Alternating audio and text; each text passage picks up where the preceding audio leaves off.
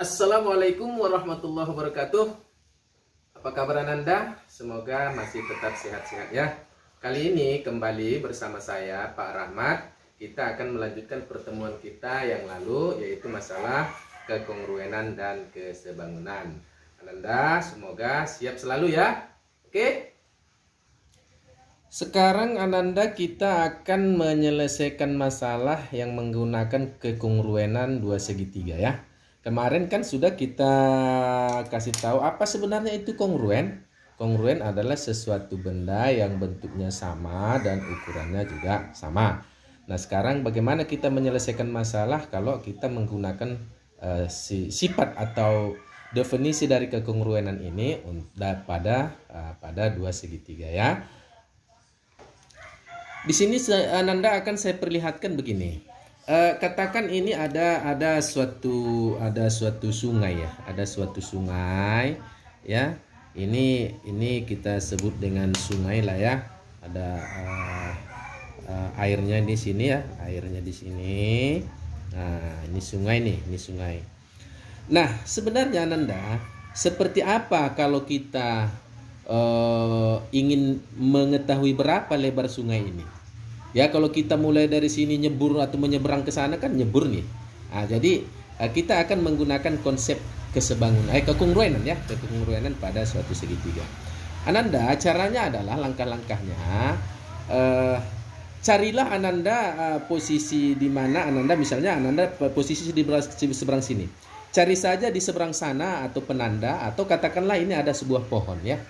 Ada sebuah pohon ini suatu penanda.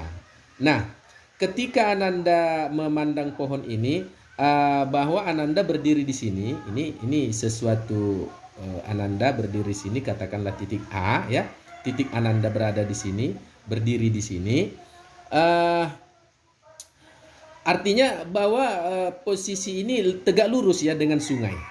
Kira-kira ditaksir dong, ditaksir bahwa posisi Ananda di sini untuk mendapatkan pohon tadi. Posisi Ananda tegak lurus dengan sungai ini.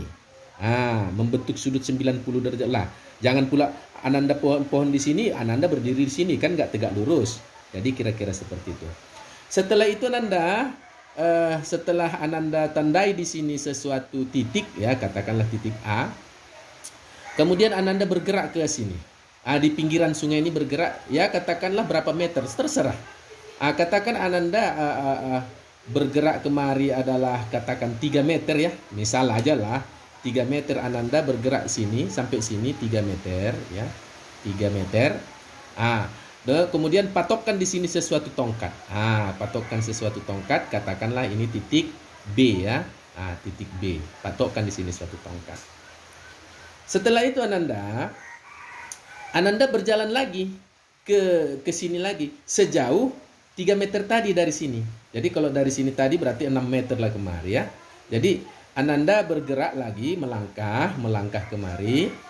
Katakanlah sehingga membentuk bahwa jarak dari Ananda ke tongkat yang kasih tanda ini sama. Jadi bergerak lagi kemari sebanyak 3 meter misalnya. Katakanlah ini sesuatu titik C. C ya. Nah, sekarang setelah itu Ananda sampai di sini, maka Ananda coba berjalan mundur. Artinya memandang pohon ini tadi. Berjalan mundur ini dengan tidak mengukur lagi ya. Tapi Ananda berjalan mundur ke sini sampai berhenti Ananda sekira garis pandang Ananda ke pohon dengan tongkat yang ditandai tadi dengan Ananda sekarang adalah membentuk segaris. Ya, membentuk segaris. Ini Ananda berjalan kemari jege terus jalan sampai tapi pandangan Anda tetap ke pohon. Bahwa kalau Ananda masih di sini kan belum segaris nih ke pohon. Kalau Ananda masih di sini kan belum segaris ke pohon. Begitu Ananda sampai di sini berhenti. Tapi kalau Ananda teruskan kemari ya tidak segaris lagi dengan pohon. Jadi pandangan garis Ananda sekarang dari sini, dari titik D katakanlah sini ya. Ini terus kita pandang ke sini. Memandang sehingga sedemikian hingga posisi Ananda yang terakhir melangkah mundur tadi adalah segaris dengan tongkat yang ditandai di titik B dengan pohon yang sebagai penanda di seberang sungai. Pahami Ananda ya? Ah, itu. Berarti katakanlah sampai di sini Ananda sudah berhenti. Ini katakanlah titik D. Apa maknanya? Bahwa sesuatu proses yang Ananda kerjakan di sini ada namanya sesuatu segitiga yang kongruen. Nih, dari A B E ya, A B E nih dengan perjalanan kemari B C D. Nah, ini B C D. Ini segitiga ini akan kongruen dengan segitiga ini. Ah ya. Tapi ini hanya bayangan, ini kan nggak mungkin ada garis, hanya garis lintas bayangan aja. Ini kan garis bayangan ya kan? Ah, jadi segitiga ini akan kongruen dengan segitiga yang ada di sini. Kalau ini tadi kan bisa diukur, katakanlah 3 meter perjalanan Anda dari A ke B, dari B ke C bergerak lagi. Nah, ini dapat Ananda ukur sekarang. Dapat Ananda ukur sekarang. Artinya jarak C ke D adalah bersesuaian dengan AE. Ya, artinya segitiga yang kongruen ini ABE dengan CBD ini bahwa AB bersesuaian dengan BC, sedangkan CD bersesuaian dengan AE. Ini dapat diukur. Kenapa? Ini kan sudah posisi di darat Ananda. Kalau ini kan harus nyemblur ini ke laut, ke laut ya, ke sungai toh. Ini nyemplung ini ke sungai. Ini nggak bisa kita bawa kemari meteran lagi. Kalau ini bisa diukur. Bisa diukur. Berapa meterkah dari C ke D? Itulah sebenarnya lebar sungai dari A ke E.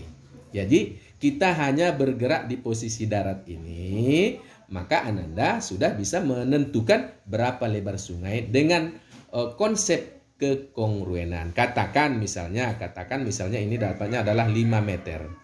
Kalau 5 meter ini Ananda ukur ya, kalau 5 meter ini Ananda ukur jarak dari C ke D yang tadi proses Ananda proses berjalan mundur sehingga pandanglah titik tongkat yang ditandai tadi dengan pohon yang dianggap sebagai penanda itu dengan proses segaris ya. Nah, andai kata ini 5 meter CD, maka lebar sungai itu adalah juga pasti 5 meter. Begitu. Oke, Ananda ya. Baik Ananda, sekarang kita lanjut kepada soal. Ada kira-kira soal seperti ini ya. Ada kira-kira soal seperti ini. Di sini ada gambar ya. Perhatikan gambar yang ada di sini. Pada gambar berikut diketahui segitiga ABC, berarti ABC yang ini ABC ya. ABC ini adalah ini kita baca dengan kongruen ya, kongruen dengan segitiga PQR. Jadi PQR. Nah, segitiga ABC yang ini dengan segitiga PQR ini adalah kongruen. Ini artinya yang kita baca ini ya. Segitiga ABC ini dibaca dengan kongruen dengan segitiga PQR ya. Nah, sekarang bagaimana kita menyelesaikan kalau ada persoalan-persoalan seperti ini ya? Nah, Nanda, untuk menyelesaikan persoalan ini, kalau ini kongruen, berarti kita harus mencari mencari garis atau segitiga garis sisi yang bersesuaian. Kenapa? Karena tadi pada prinsipnya sisi yang bersesuaian pada yang kekongruen itu adalah sama panjang dan sudutnya juga sama besar. Nah, itu. Nah, Nanda, kalau kamu lihat bahwa kalau kita tentukan nilai B dan R. Mana nilai B? Ini nilai B. Kalau nilai B, mana yang bersesuaian menurut di sini adalah ini. Ya, PR atau RP ini. PR. Jadi ini bersesuaian dengan ini, ya toh. Yang ini PQ bersesuaian dengan BA. Sedangkan QR bersesuaian dengan AB. Nah, ini kan 4, ini 4 juga. Ini 8, sini 8. Sehingga nilai B ini CA, nilai B ini adalah bersesuaian dengan PR. Artinya berapapun angka di sini itu adalah sini. Berarti artinya nilai B sama dengan nilai B sama dengan 15 cm. Kenapa? Karena eh, CA bersesuaian dengan PR. CA itu adalah B, PR itu adalah 15. Berarti nilai B adalah 15. Oke Ananda ya, paham ya? Kemudian kita tentukan nilai R. R yang mana di sini R? Ini R. Kalau tadi sisi yang bersesuaian kita cari, sekarang sudut yang bersesuaian dengan R itu siapa? Ya toh? Sekarang kalau R itu akan yang kalau kita lihat bersesuaian dengan A, ya. Lihat nih. Kalau bukan ya, R kecil maksudnya di sini ya, R kecil, R huruf kecil. Kalau ini kan ada R huruf besar ini, PQR adalah sudut R di sini. R huruf kecil yang ditanya di sini adalah sudut P. Sudut P. Jadi R itu ya Ananda ya. R sama dengan sudut P. Sudut P. R adalah sudut P. R kecil ya. R huruf kecil sama dengan sudut P. Sehingga mana yang bersesuaian dengan di gambar ABCD, di gambar ABC adalah sudut A. Nah, sudut A. Sudut A berapa besarnya? Belum tahu. Nah, berarti R itu sudut P sama, berarti ini sama dengan sudut P itu bersesuaian dengan di sudut A. Berarti R sama dengan sudut A. Nah, sekarang kita cari seberapa besar sudut A. Kalau di dalam gambar sudut A ini kan sudah diketahui 100 derajat. Ini 48 derajat. Ya, berarti dalam semua sudut segitiga itu adalah 180. Artinya bahwa sudut A ini besarnya adalah 180 dikurang ini. Kan gitu toh? Berarti sama dengan sudut A itu adalah 180 itu definisi sudut semua segitiga dikurangi dengan yang ini 100 ya. Baru dikurang lagi dengan yang 40. Berapa ini Nanda ya? 48 ya? 48. Berarti dikurang dari 48. Begitu ya. Berarti ini sama dengan 180 dikurang 100. Baru dikurang lagi 48. Ini yang mau kita cari ya Nanda ya.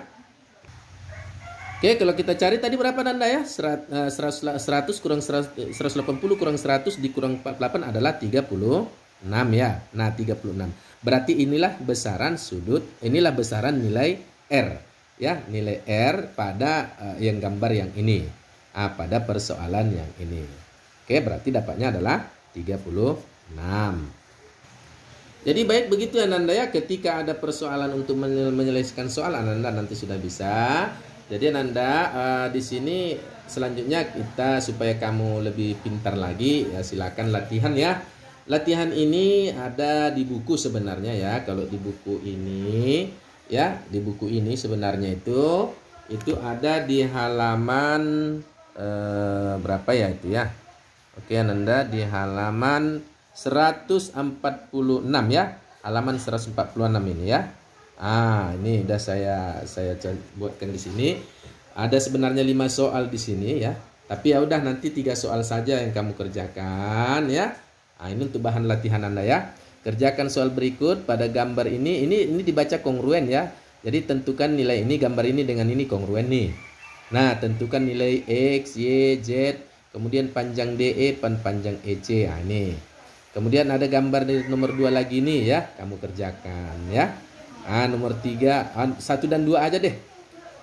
Kalau sanggup sih bagus ya. Kalau sanggup semua dikerjakan ada 5 soal ini juga bagus ya. Nanti kamu lihat di bukunya. Kalau misalnya nggak bisa dari video ini di halaman berapa tadi Ananda ya? Di halaman 146 ya. Ini ada 5 soal sebenarnya. Jadi nanti untuk seminimalnya ya. Minimalnya nomor 1 dan 2 lah kamu kerjakan. Seminimalnya. Sebaik-baiknya semua 1 sampai 5 soal. Oke Ananda ya. Demikian ya Ananda ya pertemuan kita untuk kali ini. Semoga apa yang kita jelaskan tadi masalah mengukur sungai dengan metode kamu harus mencobanya. Kemudian nanti kamu bisa lakukan dengan mengukur apa saja benda-benda di sekitarmu ya. kemudian dengan mengerjakan soal ketika ada persoalan-persoalan di buku. Oke, Sembaya, Ananda, semangat lagi ya. Oke, kita tutup pertemuan kita bersama saya Pak Rahmat. Wassalamualaikum warahmatullahi wabarakatuh.